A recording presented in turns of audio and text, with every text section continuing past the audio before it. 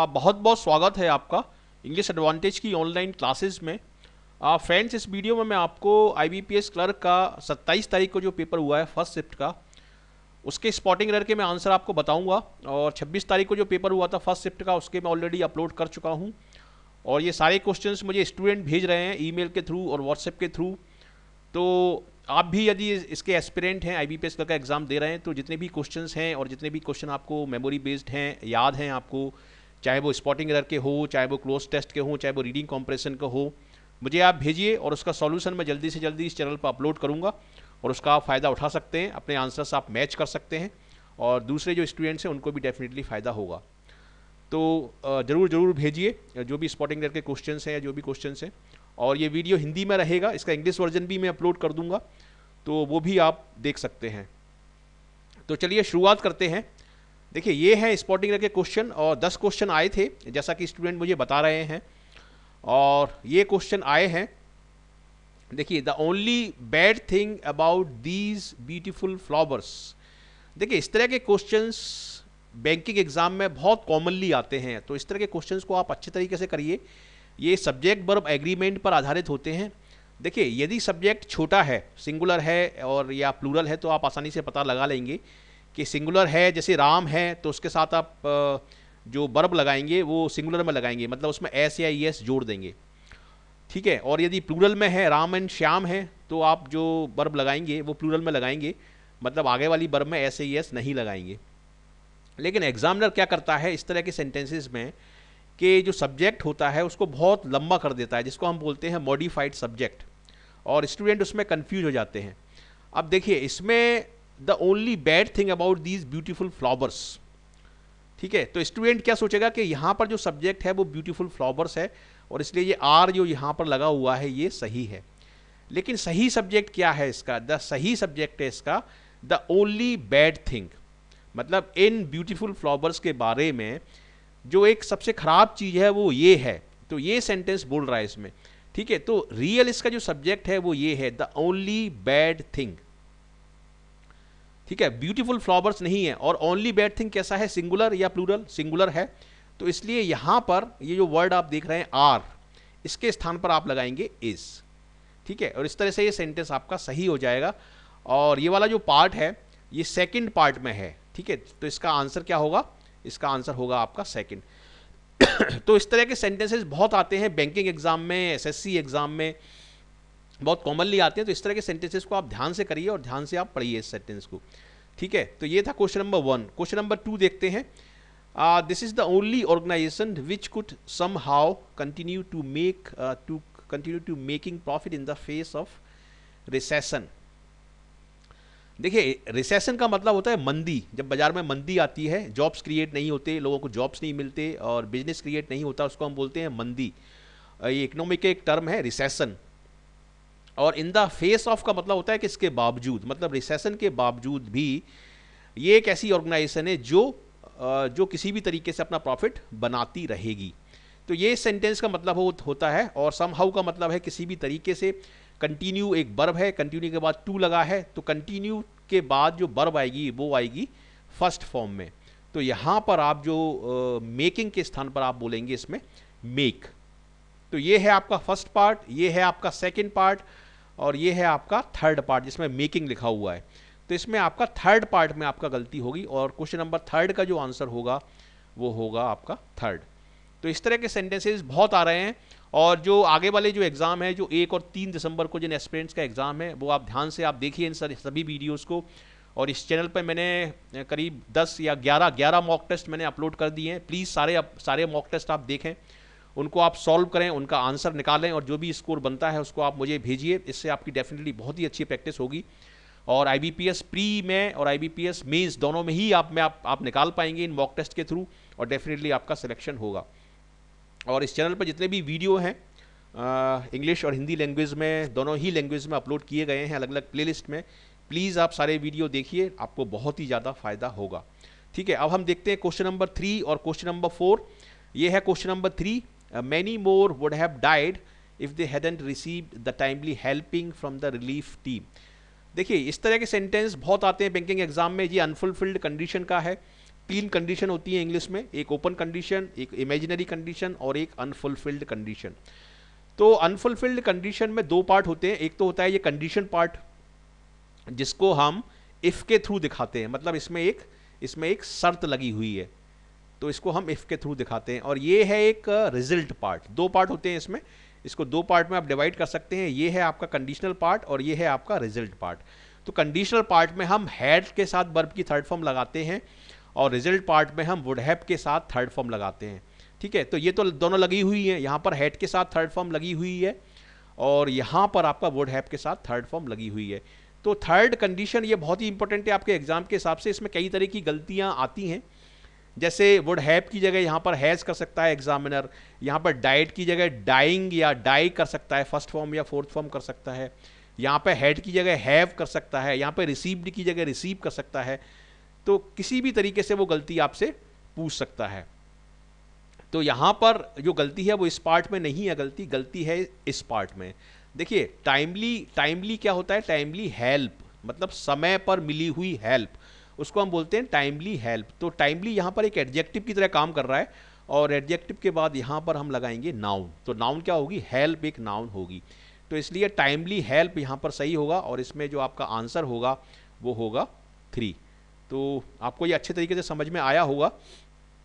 अब हम आगे बढ़ते हैं क्वेश्चन नंबर 4 में। देखिए, a man along with his wife and 2 children. अब देखिए ये भी सब्जेक्ट वर्ब एग्रीमेंट का क्वेश्चन है और सब्जेक्ट वर्ब एग्रीमेंट में इसमें एक मॉडिफाइड सब्जेक्ट है, सब्जेक्ट को थोड़ा लंबा कर दिया गया है और ये है आपका मेन सब्जेक्ट मैन के साथ है कौन, उसकी वाइफ और उसके 2 बच्चे। लेकिन ये जुड़े हुए हैं किससे, अलोंग विद से।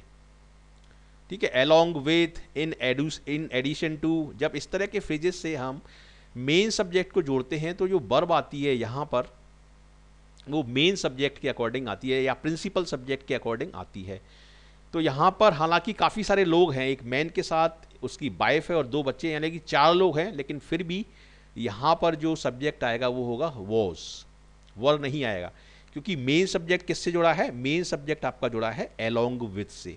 तो जब अलोंग विद से कोई मेन सब्जेक्ट जुड़ा होता है तो जो वर्ब आएगी वो आएगी प्राइमरी सब्जेक्ट के अकॉर्डिंग। तो यहाँ पर आपका वर नहीं होगा, यहाँ पर आपका वाज होगा, वॉज होगा और इसमें आपका जो आंसर होगा वो होगा आपका 3rd। क्वेश्चन नंबर 4 का आंसर होगा आपका 3rd। ठीक है, तो इस तरह के सेंटेंस आप ध्यान से पढ़िए, बहुत ध्यान से देखिए, ये काफ़ी ट्रिकी सेंटेंसेस होते हैं।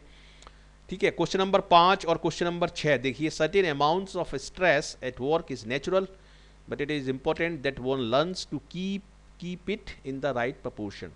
मतलब स्ट्रेस हम बोलते हैं दबाव को, और इसमें यह बोला जा रहा है कि एक सर्टेन अमाउंट का दबाव काम के समय सही रहता है, नेचुरल रहता है, उसमें कोई गलती नहीं है, लेकिन हमें उसको मैनेज करना आना चाहिए कि हम उसको राइट प्रपोर्शन में, हम इसको राइट अनुपात में किस तरीके से रखें।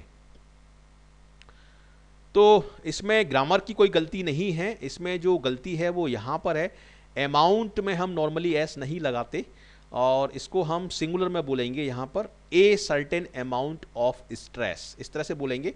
सर्टेन अमाउंट्स की जगह इसमें हम एस नहीं लगाते, तो इसको एस हटा के यहाँ पर हम बोलेंगे ए सर्टेन अमाउंट। तो इसलिए इसमें ये वाला पार्ट गलत है और इसमें 5वें क्वेश्चन का जो आंसर होगा वो होगा आपका 1st। और क्वेश्चन नंबर 6 देखते हैं, the success of the government sponsored job guarantee programme has resulted in a drastic drop in poverty in rural areas. ठीक है, तो इस तरह के सेंटेंसेस में हम क्या करेंगे, देखिए यहाँ पर the success of the government, कैसे जॉब, गवर्नमेंट स्पॉन्सर जॉब, ये जॉब जो है क्या है, नाउन है और इस नाउन को हम क्वालिफाई करेंगे एडजेक्टिव से। तो एडजेक्टिव फॉर्म होगी इसकी गवर्नमेंट स्पॉन्सर्ड जॉब। तो यहाँ पर स्पॉन्सर की जगह स्पॉन्सर्ड वर्ड यूज होगा, स्पॉन्सर्ड। ठीक है, तो ये इसका आंसर होगा और क्वेश्चन नंबर 6 का जो आंसर होगा वो होगा आपका 2। ठीक है, चलिए अब आगे देखते हैं। ये है क्वेश्चन नंबर 7 और 8।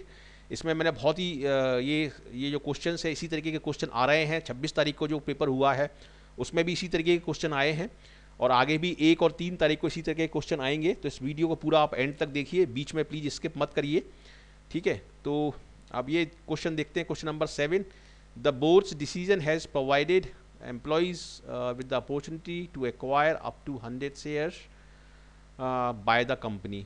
द बोर्ड डिसीजन, ये कि यहाँ पर अपॉस्ट्रोफी एस लगा हुआ है तो ये सही है, और प्रोवाइडेड के बाद विद आता है तो ये सही है, विद द अपॉर्चुनिटी के बाद टू लगाए ये सही है, एक्वायर अप टू 100 शेयर्स, केवल इसमें यहाँ पर गलती है, शेयर्स किसके हैं, वो शेयर्स कंपनी के हैं, तो इसलिए यहाँ पर हम बोलेंगे शेयर्स ऑफ द कंपनी।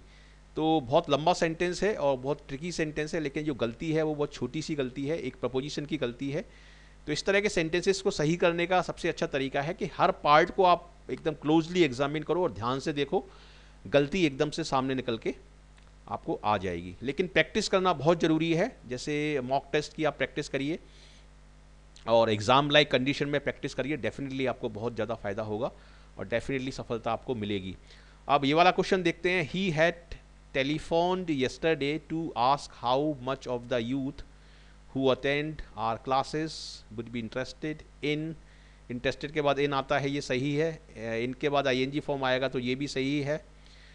तो यहाँ पर गलती केवल इसमें है क्योंकि यूथ हम बोलते हैं युवा जवान लोगों को, जवान लोगों का जो समूह है उसको हम बोलते हैं यूथ, तो यहाँ पर हाउ मच के स्थान पर हम हाउ मैनी बोलेंगे, क्योंकि हम लोगों की बात कर रहे हैं, तो इसलिए हाउ मच नहीं आएगा, हाउ मैनी यहाँ पर आएगा और इसका आंसर होगा आपका 2। क्वेश्चन नंबर 9 और क्वेश्चन नंबर 10 देखिए, सम जेन्युइन इशूज एग्जिस्ट, यहाँ पर इशूज प्लूरल है तो एग्जिस्ट लगा हुआ है, ये सही है यहाँ तक, ठीक है। विद द न्यूली अडॉप्टेड सही है, system and needs to be examined seriously. देखिए हम यहाँ पर सब्जेक्ट क्या है, यहाँ पर सब्जेक्ट है सम जेन्युइन इशूज, ठीक है, सम जेन्युइन इशूज यहाँ पर सब्जेक्ट है, और ये सब्जेक्ट जो है वो प्लूरल है और ये प्लूरल वर्ब आई है, तो यहाँ पर जो वर्ब आएगी वो भी प्लूरल वर्ब आएगी, ठीक है। तो यहाँ पर नीड्स की जगह आप बोलेंगे नीड, और इसमें जो गलती होगी वो होगी थर्ड पार्ट में, थर्ड इसमें आपका आंसर होगा। क्वेश्चन नंबर 10 देखते हैं। Since he was from the district and able to speak the language locally they trusted him. तो इसको आप ध्यान से देखिए, इसमें क्या गलती हो सकती है, चूंकि वह उस डिस्ट्रिक्ट से बिलोंग करता था, और यहाँ पर and able to, and was able to होना चाहिए, लेकिन ये वॉज कॉमन ले लिया है यहाँ पर। He was from the district and was able to speak the language locally they trusted him. तो इसमें बाकी सब कुछ सही है, केवल यहाँ पर आपको बोलना पड़ेगा he was able to speak what, ठीक है, able to speak the local language. तो यहाँ पर आप लैंग्वेज लोकली की जगह लोकल लैंग्वेज बोलेंगे और ये सेंटेंस आपका सही हो जाएगा। तो इसमें आपका आंसर होगा क्वेश्चन नंबर 3 में, क्वेश्चन नंबर 10 में आपका जो आंसर होगा वो होगा 3। तो इस तरीके से ये था आपका 27 तारीख का फर्स्ट शिफ्ट के क्वेश्चंस जो स्टूडेंट ने मुझे भेजे हैं, और जो आपके पास यदि और भी क्वेश्चंस हैं क्लोज टेस्ट के, पैराजंबल के, जो कि एग्ज़ाम्स में आ रहे हैं, किसी में भी एग्ज़ाम में आ रहे हैं, प्लीज़ ज़रूर उनको मेरे को आप भेजिए। उनके वीडियो में हिंदी और इंग्लिश लैंग्वेज में दोनों में ही उनके आंसर्स, उनके सॉल्यूशन, उनके एक्सप्लेनेशन मैं अपलोड करूंगा, ताकि आप अपने आंसर्स मैच कर सकें, और दूसरे जो स्टूडेंट्स हैं जो 1 और 3 तारीख को और आगे जिनके पेपर्स हैं उनको भी डेफिनेटली फ़ायदा इससे होगा। तो प्लीज़ ज़रूर भेजिए, आपसे ये रिक्वेस्ट है मेरी। तो कैसे लगे ये क्वेश्चंस और कैसा लगा ये आपका एक्सप्लेनेशन और सॉल्यूशन, यदि आपको अच्छा लगा, यूजफुल लगा आपके एग्ज़ाम के लिए, तो ज़रूर इसको लाइक करिए, शेयर ज़्यादा से ज़्यादा करिए अपने फ्रेंड्स के साथ, और कमेंट करके मुझे बताइए कैसा लगा आपको। और प्लीज़ सब्सक्राइब करना नहीं भूलें, इस चैनल को ज़रूर सब्सक्राइब करें, हमारे साथ जुड़ें, क्योंकि इस चैनल पर हम एग्ज़ाम ओरिएंटेड स्टफ़ ही अपलोड करते हैं पूरी तरीके से, जो रिजल्ट ओरिएंटेड होता है, और इसलिए हमारे काफ़ी सारे स्टूडेंट्स को बहुत जल्दी सफलता मिलती है जो भी वो एग्ज़ाम दे रहे हैं। और एसएससी सीजीएल के स्टूडेंट्स भी इस चैनल को सब्सक्राइब करें और देखें, काफ़ी सारे वीडियो एसएससी सीजीएल के और सीएचएसएल के भी हैं इस चैनल पर, तो उनसे भी फ़ायदा उठाएं आप, उनको भी आप देखें और डेफिनेटली आपको सफलता मिलेगी। So thank you very much for watching this video and I wish you all the best for your bright future. Thank you.